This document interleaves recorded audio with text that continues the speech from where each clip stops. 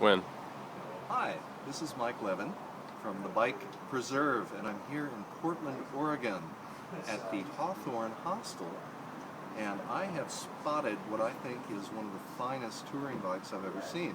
I'm not very familiar with it, but I can tell from my extensive experience that it is a fine touring vehicle, and luckily it and the owner simultaneously are here so I can describe it to you, or he can describe it to you.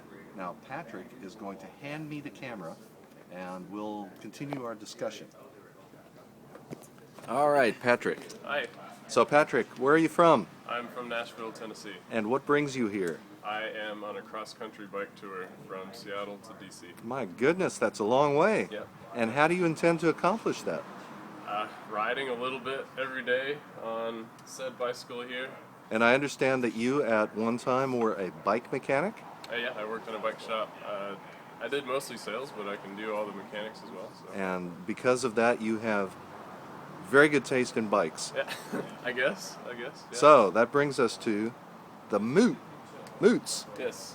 Now, what is it about this bike that attracted me to the bike? Well, I walked out to the bike shed here, which is a little more than a shed, and I noticed this bike, and I noticed that it is built extremely well. The components are extremely nice.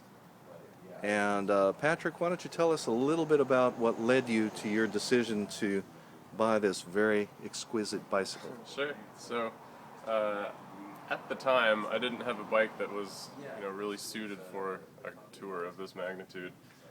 And I looked at some steel bikes. I looked at Gunner and Waterford for a while. Okay. But none of them had an option that could carry the weight that I wanted. Gunner didn't, and so they suggested Waterford. And then at that kind of price point, I was like, well, maybe I'll consider getting a titanium bike at the same time. Titanium? So that's what I did. I was working at a bike shop in Franklin, Tennessee.